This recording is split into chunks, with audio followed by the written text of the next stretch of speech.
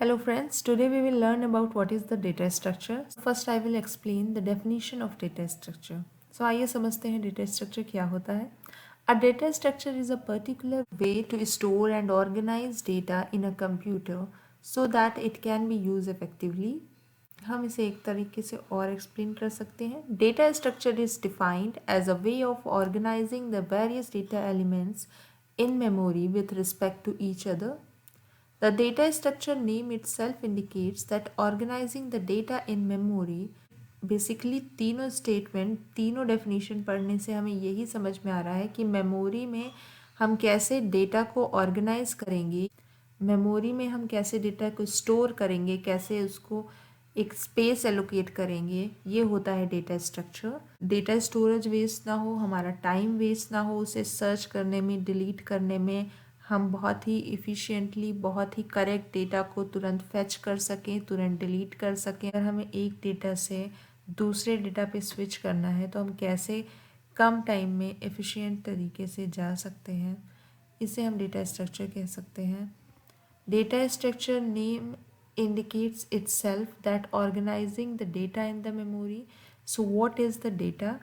Data computer में कुछ भी हो सकता है.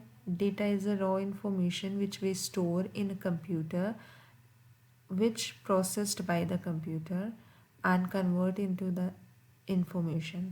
So data can be a video, data can be a mp3 file, data can be a doc file, data can be a text, data can be a images. So in computers anything stored on the hard disk is data.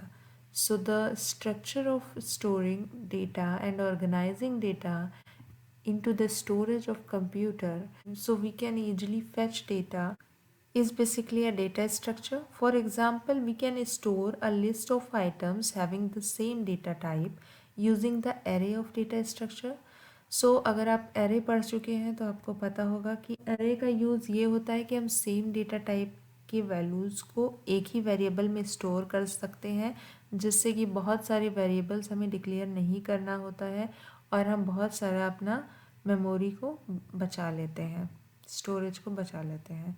सो अगर हमें एक list of items को save करना है जो कि same data type का है तो हम एरे का यूज़ करते हैं. डेटा स्ट्रक्चर में हम कौन से ऑपरेशंस को परफॉर्म करते हैं ये समझ लेते हैं. Searching, sorting, insertion, updation, deletion. Search में हम डेटा को सर्च कर सकते हैं, किसी भी डेटा एलिमेंट को. शॉर्टिंग में हम शॉर्ट करते हैं डेटा को असेंडिंग ऑर्डर में, डिसेंडिंग ऑर्डर में, या जैसी आपकी प्रेफरेंस रहे. इंसर्शन में हम कैसे हम न्यू डेटा को इंसर्ट करते हैं, कहाँ पे वो स्टोर होनी चाहिए. अपडेशन में हम कैसे अपने डेटा को अपडेट कर सकते हैं, रिप्लेस कर सकते हैं. We can also perform delete operation. So delete में हम कैसे जो डेटा स्टोर किया है उसे रिमूव कर सकते हैं. सो आप समझ सकते हैं कि अगर मान लीजिए अगर 0 to 100 डेटा स्टोर्ड है और हमें एक्सेस करना है 51 नंबर का डेटा, तो कैसे हम वहाँ तक पहुँचेंगे, कैसे हम उस इंफॉर्मेशन को गेट करेंगे बिना किसी अदर डेटा को कोई भी नुकसान पहुँचाए, बिना हम बहुत ज़्यादा टाइम लगाए कि 0 पे जा रहे हैं, फिर 1 पे जा रहे हैं, फिर 2 पे जा रहे हैं. इस तरीके से कैसे हम वहाँ पे तुरंत पहुँच सकते हैं, कैसे हम उस इंफॉर्मेशन को गेट कर सकते हैं, या अगर हमें वो इंफॉर्मेशन को डिलीट करनी है तो हम कैसे उस पर्टिकुलर इन्फॉर्मेशन को डिलीट कर सकते हैं, उस पर्टिकुलर इन्फॉर्मेशन को हम अपडेट कर सकते हैं. ये सब हम डेटा स्ट्रक्चर में सीखेंगे. सपोज़ अगर एक और एग्जांपल लें तो एक रो में अगर 100 लोग खड़े हैं और आपको 50 नंबर पे जो इंसान खड़ा है उससे कुछ बात करनी है, तो आप कैसे करेंगे, कितनी जल्दी आप पहुंचेंगे. क्या ऐसा कोई तरीका है कि आप डायरेक्ट 50 पे पहुंचें, या कोई तरीका है कि आपको 1 बाई 1 सबसे पास होकर के जाना पड़ेगा. सो ये सारी चीज़ें हम शॉर्टिंग में समझेंगे, ये सारी चीज़ें हम डेटा स्ट्रक्चर में समझेंगे. सो आपका जैसा वर्क है उस तरीके का डेटा स्ट्रक्चर हम चूज़ करेंगे. Data structure can be organized in the many different ways. Therefore, you can create as many as data structure as you want. Some data structure that are proved useful over the years are the array, linked list, stacks, queues, trees, graph. Real life example लेते हैं data organisation का। Suppose हमें plates को organise करना है। हमारे पास कुछ plates हैं जिसे हमें ऑर्गेनाइज करना है अपने टेबल पर। और प्लेट्स को आप डेटा समझ लीजिए, टेबल को आप अपनी हार्ड डिस्क समझ लीजिए, कंप्यूटर का स्टोरेज समझ लीजिए। हम प्लेट्स को कई तरीके से ऑर्गेनाइज कर सकते हैं। जिस तरीके से आप इमेज में देख रहे हैं, प्लेट्स थोड़ी थोड़ी दूर पर रखी हुई हैं। ये हो गया एक तरीका प्लेट्स को ऑर्गेनाइज करने का। सेम ये भी है। एक तरीका हमारा ये है कि हम यूटेंसिल स्टैंड में इसे रख लें।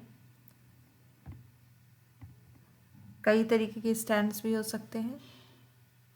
एक रो की स्टैंड हो सकती है, 2 रो की स्टैंड हो सकती है, जैसे कि इसमें 2 रोज हैं। प्लेट्स को ऑर्गेनाइज करने का तरीका ये भी है कि हम एक दूसरे के ऊपर प्लेट्स रख रहे हैं। सो सपोज अगर हमें 10 प्लेट्स को ऑर्गेनाइज करना है तो हम ये तरीका अपना सकते हैं कि हमने यूटेंसिल स्टैंड में रख लिया है, या फिर हमने टेबल पे ऐसे रख लिया है। लेकिन अगर हमारे पास 1000 नंबर ऑफ प्लेट्स होंगे तो क्या हम इस टेबल पे इस तरीके से ऑर्गेनाइज्ड कर पाएंगे?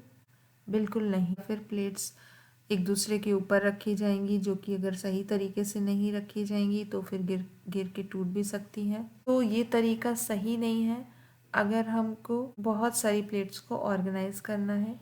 सबसे सही तरीका बहुत सारी प्लेट्स को ऑर्गेनाइज करने का ये होगा कि हम एक दूसरे के ऊपर प्लेट्स को रखेंगे टेबल पर। हमारी टेबल का स्पेस भी पूरा बच जाएगा। जैसे कि आप देख सकते हैं कि यहाँ पे पूरी टेबल का स्पेस ऑक्युपाइड है, पर यहाँ पे हम सिर्फ एक प्लेट का ही स्पेस लेंगे और सारी प्लेट्स को अरेंज कर देंगे एक दूसरे के ऊपर। सो ये हमारा सबसे इफ़िशियंट तरीका हो गया प्लेट्स को ऑर्गेनाइज करने का। इसी तरीके से हम डेटा को कैसे ऑर्गेनाइज करेंगे, डेटा स्ट्रक्चर और एल्गोरिथम को डिफ़ाइन किया गया है कि हमारी मेमोरी लॉस ना हो, हमारा मेमोरी वेस्ट ना हो, हमारा टाइम वेस्ट ना हो, हम इफ़िशियंट तरीके से काम कर पाएँ, जल्दी से कर पाएँ और अच्छे तरीके से 100% एक्यूरेट रिजल्ट के साथ कर पाएँ। इसलिए हमारा डेटा स्ट्रक्चर और एल्गोरिथम यूज़ किया जाता है। हमें रीयूजेबल कोड प्रोवाइड कर देता है। सपोज़ अगर हमने प्रिंटर के लिए एक कोडिंग की है फर्स्ट कम फर्स्ट सर्व्ड के बेसिस पे, तो हमें जिस भी प्रोग्राम में फर्स्ट कम फर्स्ट सर्व्ड लग रहा है कि यही डेटा स्ट्रक्चर वर्क करेगा, वहाँ पर हम उसका यूज़ कर सकते हैं। सो ये रीयूजेबल होता है, जिससे हमारा और टाइम हमारा सेव होता है।